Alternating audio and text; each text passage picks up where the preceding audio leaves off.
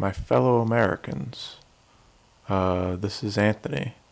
I'm here to talk about mics and microphones and how microphones work and how this one's working.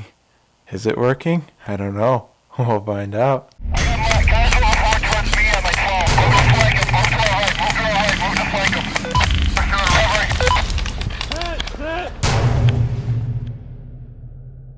What's up, guys, and welcome back to DRZ Productions.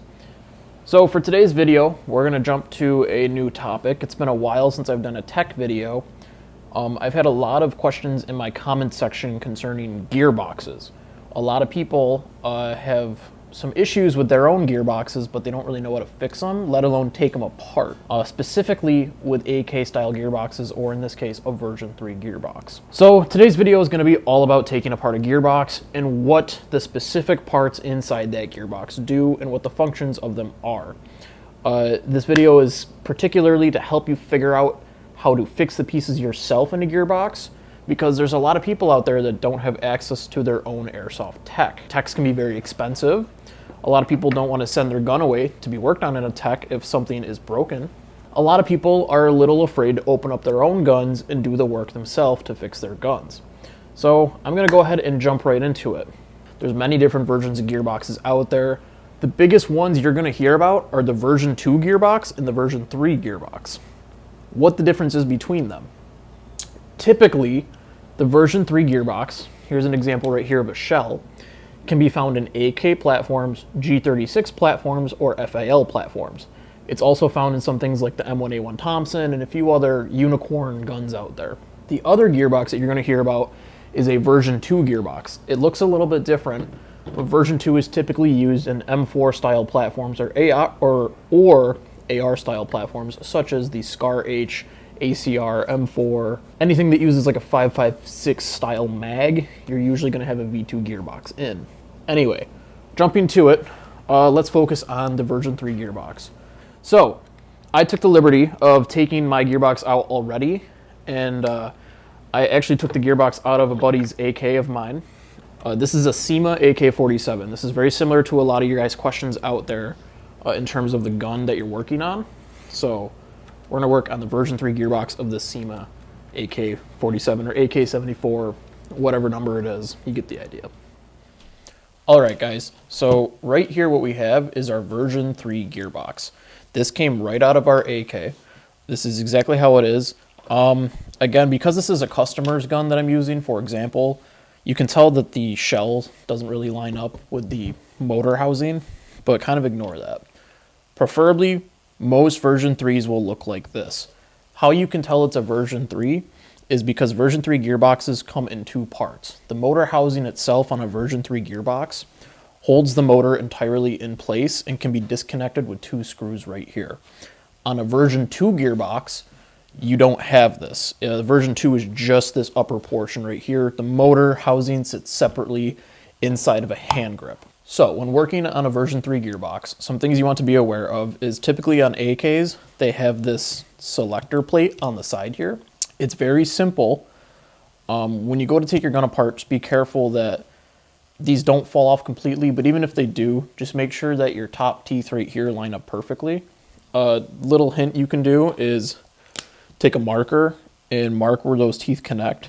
That way you know if it does fall apart, when you're taking it apart, that's where those teeth are supposed to line up. That's just a little tech tip for newbies who don't know that much about the gearbox. So you can actually take these plate right off, and this little plate as well. There should be 3 parts to this plate. This is for AKs. G36s might have a little bit different of a plate. You're going to have some tools handy. I prefer to keep some sort of Phillips head handy, but I use a set of micro tools to do this. Okay, so first step to taking apart a version 3 gearbox is go ahead and disconnect your wires. Now these wires are a mess here. Kind of ignore how those look. That's just a customer had a MOSFET wired into it. I didn't worry about the MOSFET. But you're going to have a positive and negative wire going down to your motor. Just disconnect those. Once you do that, you can go ahead and unscrew your motor housing. Now you have to unscrew your motor housing, otherwise you won't be able to actually remove your gearbox in 2 halves. So this part is kind of critical, is you're gonna have to remove your motor.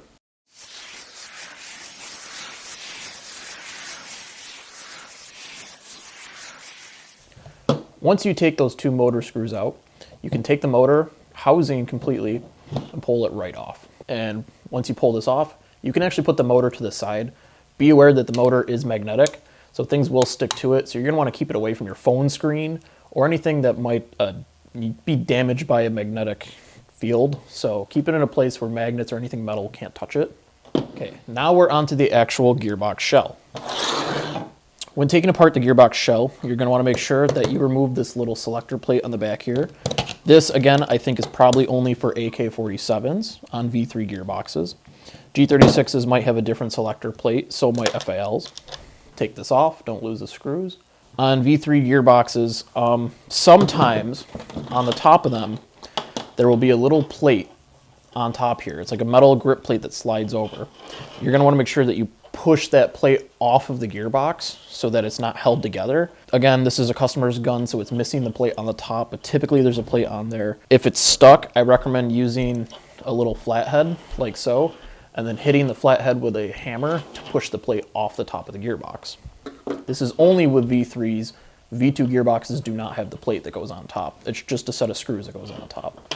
Once you remove that plate, you can begin unscrewing your gearbox. When I unscrew a gearbox, typically I put something in the back of the gearbox to hold the spring guide in place, just so that it doesn't jump out on you.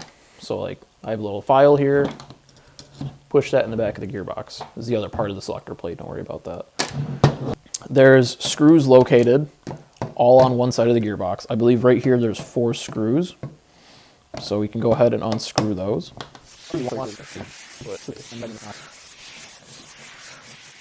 All right, now that all these screws are out, there should be nothing holding the two halves of our gearbox together. I like to get some sort of smaller bit when I do this, and I like to push the bushings in a little bit so that they don't stick. So if you have a little, just something to push them with, go ahead and push those down and gently pull up.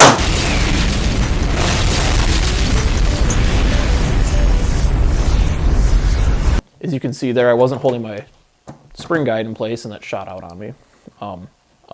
You can go ahead and pull the first half of the gearbox off, like so.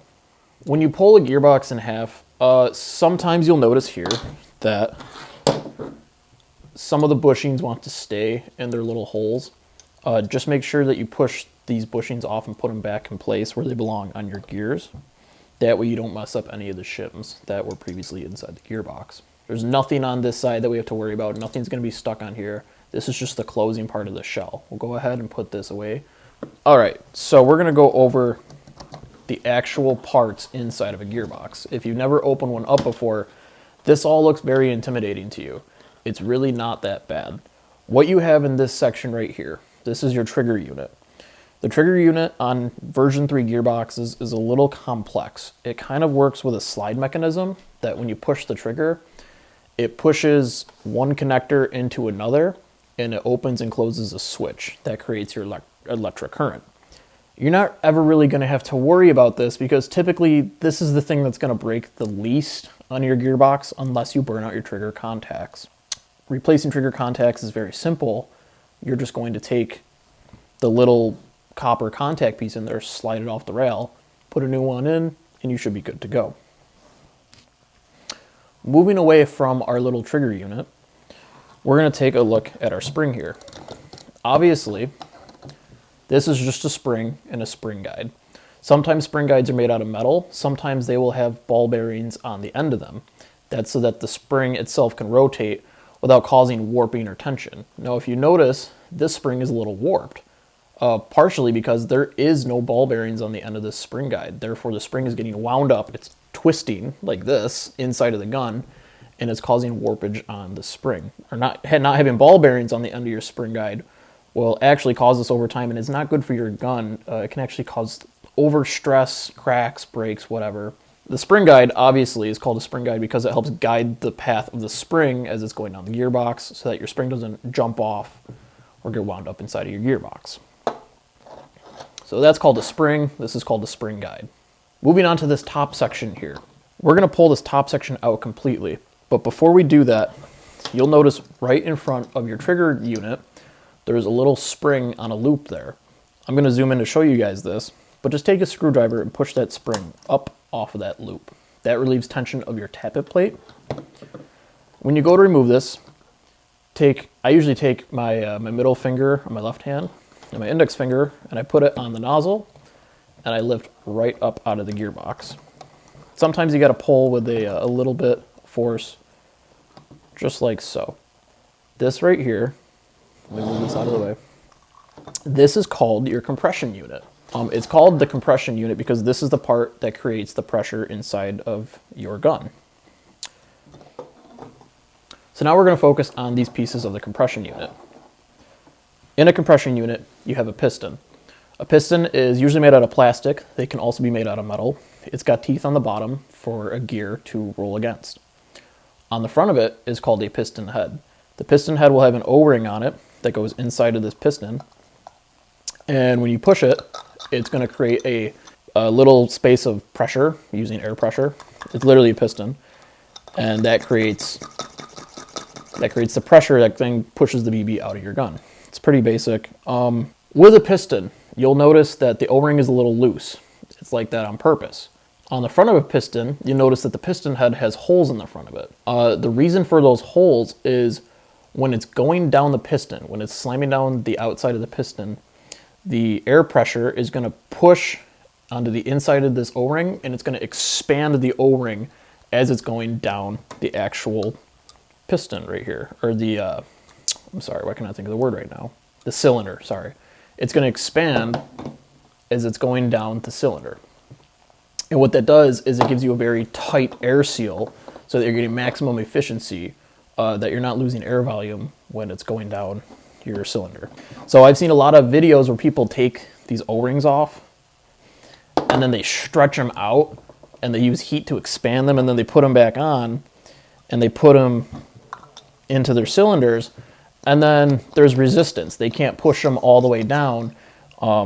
Even without their finger on the end of this, they can't push them. And then they put their gun back together and they realize that their gun runs like shit. Well, it's because there's too much resistance on that O-ring, and the piston head is actually designed to expand the O-ring itself as it's moving down the actual cylinder. So if you do that, you're actually hurting your gun more than doing good to it. Typically, just put some grease on that if you want to get a good seal. In the airsoft world, you can also upgrade piston heads as well. You can get aftermarket ones.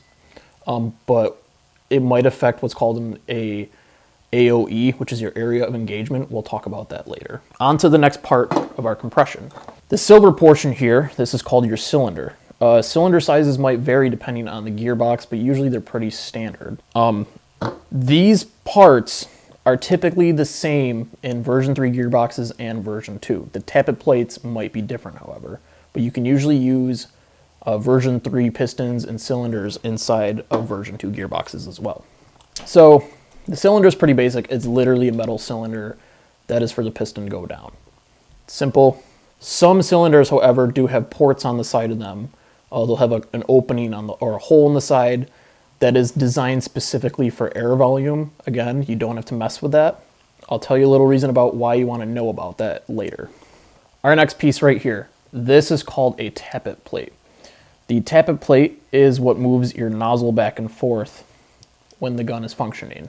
It moves your nozzle back and forth on your little piston head right here. So the tappet plate goes around your sector gear, and when the sector gear spins, it moves it back and forth.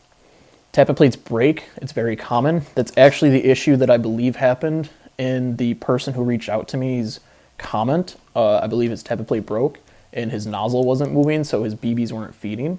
So that's called a tappet plate. Tappet plate, it's very important for the timing of your gearbox or the timing of your nozzle. If your tappet plate breaks, then you're going to have feeding issues. Next, we have a piece right here. This is called your cylinder head. It's very common. People confuse it with the piston head, but it's probably because the piston head and the cylinder head both meet at the same stopping point. So your cylinder head, you can buy aftermarket ones of these. It's got an O-ring on the outside of it. That's so that you can create a perfect seal with your cylinder. And then it's just got a little nozzle here that your actual nozzle is supposed to slip over. Very basic. On the back side of the cylinder head, there is a piece of rubber here. That is to kind of dampen the slamming of the piston a little bit. It's very, very common to upgrade these parts. And this is called the nozzle. The nozzle, what it does is it moves back, lets a BB feed up the hop-up chamber, pushes the BB forward into your bucking, and at that time, the piston then releases a burst of air going through the nozzle as it pulls back, pushing your BB forward, down the bucking, down the barrel, and out of your gun. Nozzles can also be upgraded to metal nozzles with O-rings inside of them for better air seal. All right, now we're back to our gearbox. We went over our piston and our air supply stuff. So now we're going to jump to our gears. Gears are where people get confused. This is what scares people the most, is gears. They don't want to mess with gears because what it is they don't understand ratios. Ratios are something that I struggled with in math. Typically, inside of a gearbox, most standard gearboxes have what are called 18:1 gear ratios. So, before I tell you what that means, it's best to know the names of each of the gears. This gear on the bottom here is going to be called a bevel gear. Your bevel gear is what your motor engages with a pinion gear. A bevel and pinion. It's an offset gear basically, bevel and pinion. It's almost like a 90-degree gear. When the motor spins, pretty simple, when a motor spins, it's going to spin these gears in that direction. See how that works? And you can see how the teeth of the sector gear moves. So this is called a bevel gear. It's the smallest gear set inside of your gearbox, the bevel gear. Above that, this is going to be called your spur gear. Your spur gear is a very flat gear, and it basically controls the timing between your bevel gear and your sector gear. Moving on past your spur gear is your sector gear. It's called your sector gear because underneath the sector gear, there's a little metal moving switch here. Your sector gear has a little anti-reversal latch on it that kind of connects to your trigger unit. And when you switch into semi-auto, it actually locks your sector gear, or it stops your sector gear. So your sector gear is called your sector gear for a reason, because on the back side, it's got sector teeth on it that the little reversal latch basically clamps onto. Your sector gear is also what comes in contact with your piston. So when the gearbox is moving, the teeth are going to grab onto your piston like this. It's going to grab onto your piston. It's going to roll your piston back. And then once there's no more teeth, once it's a flat surface, the piston's going to shoot forward. So that's called the sector gear. So I'll take these out and I'll show you once again what each of these are, just so you don't forget. Again, bevel gear, spur gear, sector gear. Bevel gear, spur gear, sector gear. Very simple. On top of your gears, these are called bushings. Typically bushings are 6mm or 8mm. Bushings have little tiny ball bearings inside of them so that they can spin freely on the gears. In between the bushings and the gears are what you're going to have called shims. Shims are very, very small. Shims create less drag and friction between the gears and the actual shims. Or I'm sorry, your gears and your bushings. Sorry, that's what the word I was looking for. So shims are very important. Shims are something that when you take your gears out of your gun, you're going to want to make sure that you had the exact amount of shims on the gears. That's something you do not want to mess with. If you do, it's okay. Your gun's going to be a little bit more noisy. There's going to be more friction. But when you take gears out of a gearbox, you want to make sure that your shims are all the same, that you didn't mess with your shims at all. Typically, factory shim jobs are usually what you're going to want, but aftermarket shim jobs are really, really nice if you want high performance stuff. Very hard to do though, because you got to know, the measurements of everything. But as a basic airsofter, you're never really going to have to worry about shims. That's something you'd want a professional tech to do. Anyway, what do gear ratio means? So, say you got our gears like this, right? This is how they kind of sit in the gearbox. If you have 18:1 gears, that means for every 18 turns of the bevel gear, you are going to get 1 rotation of the sector gear, right? So your motor turns over 18 times, which means your gear here is going to turn over 18 times. You're going to get 1 rotation from your sector gear. So it's an 18 to 1 ratio. In the airsoft world, you can change your ratio. You can get 13 to 1 ratios. The lower the ratio, the higher this is going to spin, and vice versa. The higher the ratio, the slower this is going to spin, but you're going to get more torque. All right? It's a little confusing, but it's no different than, say, the drivetrain on a car. If you change the gears, you're going to get a higher torque, or you can get higher speed. There's one or the other. Torque and speed are two very weird, interesting things. They kind of go in an X pattern on a graph if you were to look at it from a scientific point. There's a point where speed and torque kind of intersect each other. Some people argue that it's better to have more torque, or some people argue that it's better to have more speed. It all depends on what you want your gun to do. If you want your gun to shoot a higher FPS, say at 400 FPS, right, then you're going to want to use a higher torque gear set. So if you want your gun to shoot hotter, you're going to want higher torque gears. If you want your gun to shoot faster, you're going to want to use a faster gear set. So, again, very easy to replace when you're taking a gearbox apart. You just got to remember which one goes where. Your spur gear is always going to sit first in your gearbox, then your sector gear, and then your bevel gear. Very, very simple. So one thing not to be forgotten, when you take all of these out, there is something that sits behind your bevel gear called an anti-reversal latch. Your anti-reversal latch has a little spring on it that pushes it back against the gearbox.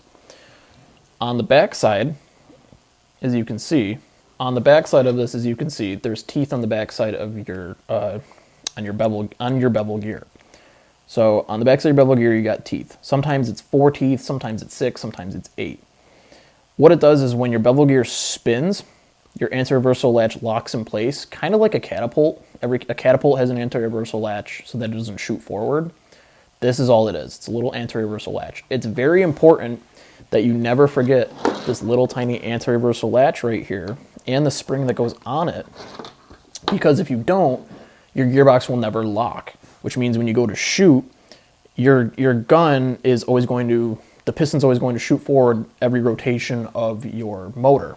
And it sounds really weird, and you'll kind of know when it goes weird because you'll actually hear the difference in your gearbox. It goes, uh-oh, uh-oh, if you don't have an anti-reversal latch properly fitting in there.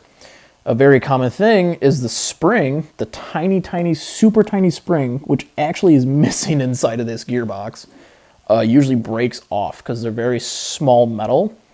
And when that happens, your anti-reversal latch will stop working and you'll hear your gearbox not lock up, and it will almost like pre-lock in a way. It's kind of weird. Next, we're going to move on to our trigger unit for V3 gearboxes. On a V3, they're a bit confusing because they work on this kind of like a paddle almost that pushes a rail forward. It's 2 pieces, this piece and this piece. This kind of slides in there. When you pull the trigger, it pushes the paddle forward, which then pushes your connector forward inside of this switch unit here. So I'm going to go ahead and take this out. There's also a little spring that goes behind the trigger too. You're going to want to make sure the placement of that does not get messed up. There's also another spring here that goes on top of your trigger unit. Things I never really mess with would be your selector gear lever right here. I typically don't mess with that unless I'm doing a Tighten install. Then I'll replace those. But I've never had a moment where I've actually had to replace one of these. They're usually pretty sturdy. On the opposite side, you have something called your selector plate. Your selector plate is usually what connects to your selector on the side of your gun, and this moves back and forth, and that changes if you're in semi or full auto or safe. So that's called the selector plate. On a version 2 gearbox, these are a different shape. Your selector plate is usually different depending on the model of the gun that you have. On an AK, it's very thin plastic straight.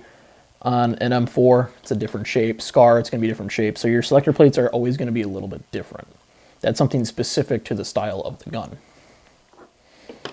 So that pretty much covers the inside of a version 3 gearbox. I'm not really going to get into the whole trigger, housing, because that's something that if you're new to airsoft and you're taking apart a gearbox, you really don't want to mess with.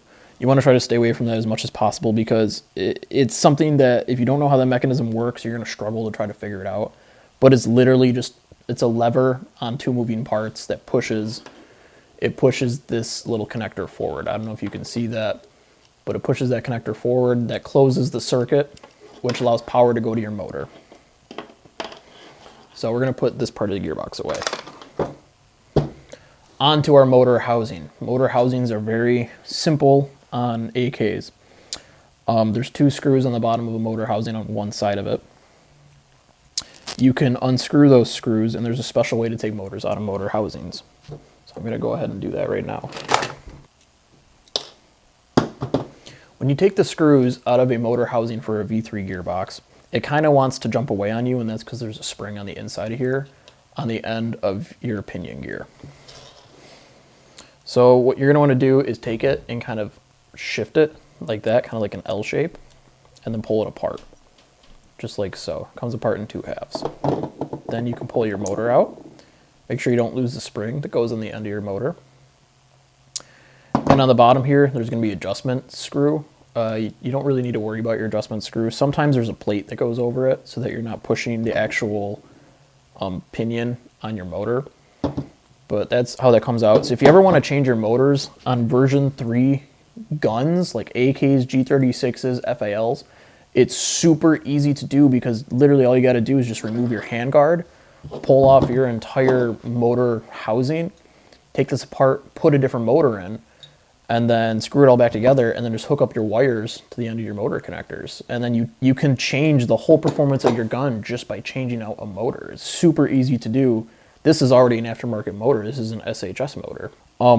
Motors are the same way as gears technically. You can have different types of motors that are torqued different depending on the magnets inside of the motors, depending how it's coiled. So you can have high speed motors and you can have high torque motors. Your motor to gear ratio is what will determine the speed of your gun or the torque of your gun. So that's something that you kind of want to know a little bit about energy transfer if you're going to get into it, because if you have a high speed motor with the wrong torque gears, then you're not going to improve anything on your gun. You're just going to run your battery at a much higher rate, which is going to drain your battery. It's not healthy for your gun. So you really got to know what's going on between your motors and your gears when you go to replace something. But for you noobs out there, I'll say noobs in a kind way, if you want to get a little bit better performance out of a stock gun, most gears are going to be 18:1 ratio. You can go ahead and just put like a high-speed motor in your gun, and you're going to get a much higher speed. These are 12:1 gears with an SHS high torque motor. So whoever the owner of this gun was really going for a super, super high-speed build, because their gear ratio was super low. They were getting 12 motor rotations for every 1 cycle, basically, with a very powerful motor. So however this person had their gun set up, knew what they were doing, and they had it set for a very, very high speed. If you wanted a lower speed, you would simply just reverse that whole process. Every component inside of an airsoft gun has a very specific task. If you know what those components do, then it's very easy to take apart a gearbox and replace that component. Like with my person's issue, his issue is just the tappet plate. Well, if you know that it's the tappet plate, all you got to do is just replace the tappet plate. Everything else in the gun should work perfectly fine if you're just changing one component. It's when you change multiple components that you run into issues, especially if you don't know what you're doing. So it seems like there's a lot of little things that can scare people away from doing their own gearbox work, but it's actually very simple. Once you learn all the components, they're pretty much all the same throughout all versions of the gearboxes, only with a few differences based on the model of the gun that you're doing work on. So for me, working on gearboxes comes very easily. They're all pretty much the same. What gets difficult is when you have a customer who wants something very specific. Then you got to know how all the different pieces come into play and what changes if you want something different out of the result of your gun. But if you're just trying to do a basic parts repair on your gun, so you have one piece that's broken inside the gearbox, you very easily can take it apart and replace it yourself. It's something you should not be afraid to do, especially because paying $15 for a piece and then doing the work yourself, It's a lot easier than shipping your gun to somebody you don't know and then paying $120 to have something like a tappet plate reinstalled. So I highly suggest, if you're new to it, don't be afraid to take it apart. Maybe have some supervision from a parent to help you do it. And if you always have questions, you can come back to me and I will try to help you do it. That again, don't be afraid to send stuff to your techs as well, because there are some techs out there that genuinely are good people and will help you out best they can to do a repair. But it might cost you a little bit more money. I might go ahead and put this back together just to show you how everything is supposed to fit together if you were to replace a part on your gearbox, because it's all very simple stuff. So now that everything's apart and I kind of went through the whole list of pieces that go into a gearbox, I'm going to go ahead and get this gearbox back together for you guys and show you how you put those pieces all back together in the correct fitment so that you know you're not really messing something up when you yourself go ahead and try it. You know, because I want to make sure you guys feel confident when you're doing this. It is all a little bit overwhelming, but it's really not that bad.